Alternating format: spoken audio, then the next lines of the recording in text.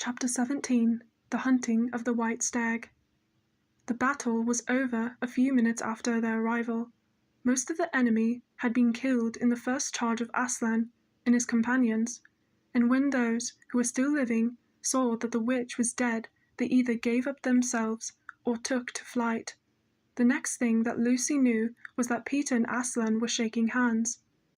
It was strange to her to see Peter looking as he looked now. His face was so pale and stern, and he seemed so much older. "It was all Edmund's doing, Aslan," Peter was saying. "We'd have all been beaten if it hadn't been for him. The witch was turning our troops into stone left and right, but nothing would stop him. He fought his way through 3 ogres to where she was just turning one of the leopards into statue. And when he reached her, he had a sense to bring his sword smashing down on a wand instead of trying to go for her directly, and simply getting made a statue himself for his pains. That was the mistake all the rest were making.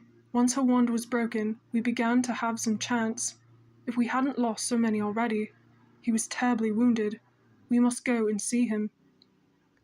They found Edmund in charge of Mrs. Beaver a little way back from the fighting line. He was covered with blood, his mouth was open, and his face a nasty green color. "Quick, Lucy," said Aslan. And then, almost for the first time, Lucy remembered the precious cordial that had been given to her for a Christmas gift. Her hands trembled so much that she could hardly undo the stopper, but she managed it in the end and poured a few drops into her brother's mouth. "There are other people wounded," said Aslan, while she was still looking eagerly into Edmund's pale face and wondering if the cordial would have any result. "Yes, I know," said Lucy crossly. "Wait a minute." "Daughter of Eve," said Aslan in a graver voice, "others also are at the point of death. Must more die for Edmund?" "I'm sorry, Aslan," said Lucy, getting up and going with him. And for the next half-hour they were busy, she attending to the wounded, while he restored those who had been turned into stone. When at last she was free to come back to Edmund, she found him standing on his feet, and not only healed of his wounds, but looking better than she had ever seen him look. Oh, for ages. In fact, ever since his first term at that horrible school, which was where he had begun to go wrong, he had become his real old self again, and could look you in the face. And there on the field of battle, Aslan made him a knight. "Does he know," whispered Lucy to Susan, "what Aslan did for him? Does he know what the arrangement with the witch really was?" "Hush! No, of course not," said Susan. "Oughtn't he to be told?" said Lucy.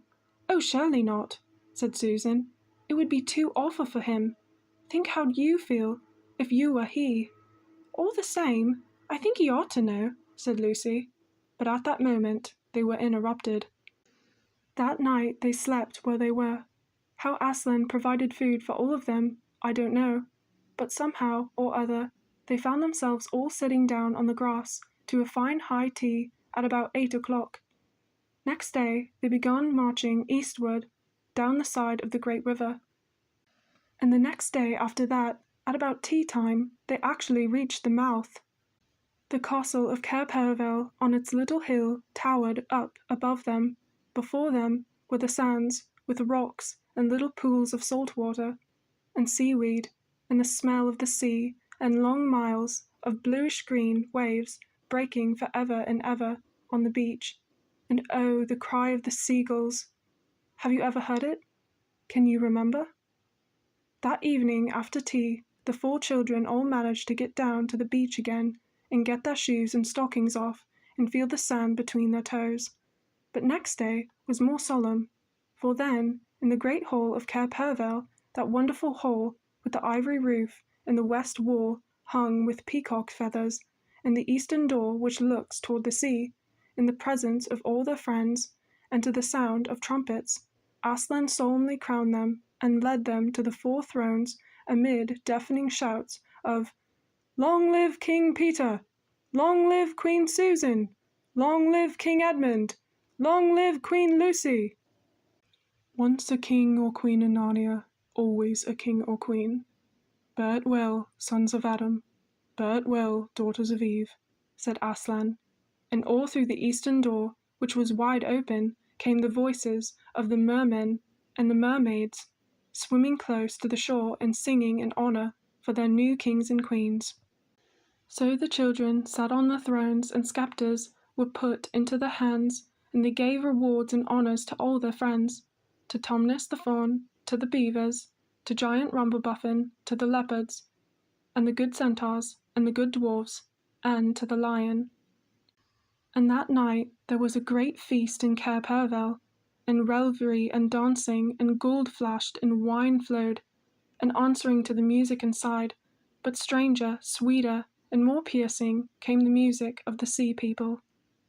But amid all these rejoicings Aslan himself quietly slipped away, and when the kings and queens noticed that he wasn't there, they said nothing about it, for Mr. Beaver had warned them. "He'll be coming and going," he had said. "One day you'll see him, and another you won't.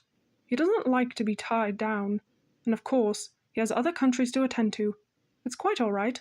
He'll drop in often. Only you mustn't press him. He's wild, you know, not like a tame lion."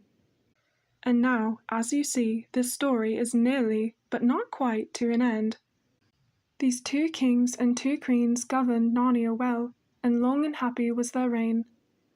At first, much of their time was spent in seeking out the remnants of the White Witch's army and destroying them, and indeed, for a long time, there would be news of evil things lurking in the wild parts of the forest, a haunting here and a killing there, a glimpse of a werewolf one month, and a rumor of a hag the next. But in the end, all that foul brood was stamped out, and they had made good laws, and kept the peace, and saved good trees from being unnecessarily cut down, and liberated young dwarfs and young satyrs from being sent to school, and generally stopped busybodies and interferers, and encouraged ordinary people who wanted to live and let live. And they drove back the fierce giants, quite a different sort from giant Rumblebuffin, on the north of Narnia, when these ventured across the frontier. And they entered into friendship and alliance with countries beyond the sea, and paid them visits of state, and received visits of state from them. And they themselves grew and changed as the years passed on, and Peter became a tall and deep-chested man and a great warrior, and he was called King Peter the Magnificent. And Susan grew into a tall and gracious woman with black hair that fell almost to her feet, and the kings of the countries beyond the sea began to send ambassadors for her hand in marriage. And she was called Susan the Gentle. Edmund was a graver and quieter man than Peter, and great in counsel and judgment. He was called King Edmund the Just. But as for Lucy, she was always gay and golden-haired, and all the princes in those parts desired her to be their queen, and her own people called her Queen Lucy the Valiant. And so they lived in great joy, and if ever they remember their life in this world, it was only as one remembers a dream. And one year it fell out that 𝔚𝔦𝔱𝔠𝔥, who was a middle-aged fawn by now and beginning to be stout, came down river and brought them news that the white stag had once appeared in his parts, the white stag who would give you wishes if you caught him. So these 2 kings and 2 queens, with the principal members of their court, rode a-hunting with horns and hounds in the western woods to follow the white stag. And they had not hunted long before they had sight of him. And he led them a great pace over rough and smooth, and through thick and thin, till the horses of all the courtiers were tired out, and only these 4 were still following. And they saw the stag enter into a thicket where the horses could not follow. Then said King Peter, for they talked in quite a different style now, having been kings and queens for so long, "Fair consorts, let us now alight from our horses, and follow this beast into the thicket, for in all my days I never hunted a noble or quarry." "Sir," said the others, "even so let us do." So they alighted and tied their horses to trees and went on into the thick wood on foot. And as soon as they had entered it, Queen Susan said, "Fair friends, here's a great marvel. I seem to see a tree of iron." "Madam," said King Edmund, "if you look well upon it, you shall see it is a pillar of iron, with a lantern set on top thereof." "By the lion's mane, a strange device," said King Peter, "to set a lantern here, where the trees cluster so thick about it. and so high above it, that if it were lit, it should give light to no man. "Sir," said Queen Lucy, "by likelihood, when this post and this lamp were set here, there were smaller trees in this place, or fewer or none. For this is a young wood, and the iron post is old." And they stood, looking upon it. Then said King Edmund, "I know not how it is, but this lamp on the post worketh upon me strangely. It runs in my mind that I have seen the like before, as it were, in a dream, or in a dream of a dream." "Sir," answered they all, "it is even so with us also." "And more," said Queen Lucy, "for it will not go out of my mind that if we pass this post and lantern, either we shall find strange adventures, or else some great change of our fortunes." "Madam," said King Edmund, "the like foreboding stirreth in my heart also." "And in mine, fair brother," said King Peter. "And in mine too," said Queen Susan. "Wherefore, by my counsel, we shall lightly return to our horses and follow this white stag no further." "Madam," said King Peter, "therein I pray thee to have me excused, for never since we four were kings and queens in Narnia have we set our hands to any higher matter, as battles, quests, feasts of arms, acts of justice, and the like, and then given over, but also what we have taken in hand, the same we have achieved."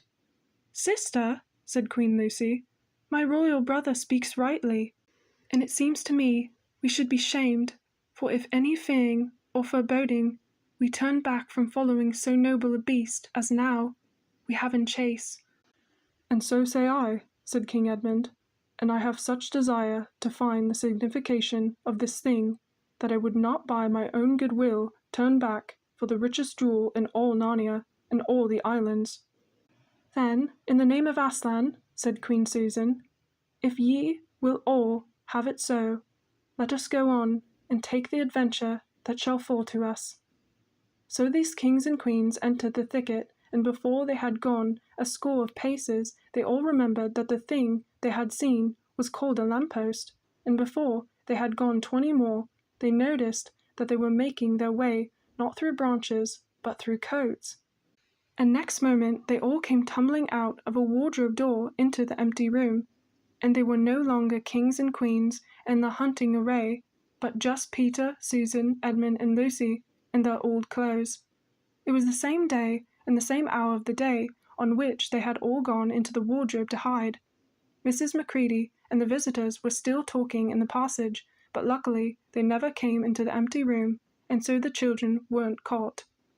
And that would have been the very end of the story if hadn't been they felt they really must explain to the professor why 4 of the coats out of his wardrobe were missing. And the professor, who was a very remarkable man, didn't tell them not to be silly or not to tell lies, but believed the whole story. "No," he said, "I don't think it will be any good trying to go back through the wardrobe door to get the coats. You won't get into Narnia again by that route. Nor would the coats be much use by now if you did. Eh? What's that? Yes, of course you'll get back to Narnia again some day. Once a king in Narnia, always a king in Narnia. But don't go trying to use the same route twice. Indeed, don't try to get there at all. It'll happen when you're not looking for it. And don't talk too much about it, even amongst yourselves. And don't mention it to anyone else, unless you find that they've had adventures of the same sort themselves. What's that? How will you know? Oh, you'll know all right. Odd things, they say, even their looks, will let the secret out. Keep your eyes open. Bless me, what do they teach them at these schools?"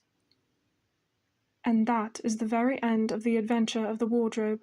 But if the professor was right, it was only the beginning of the adventures in Narnia.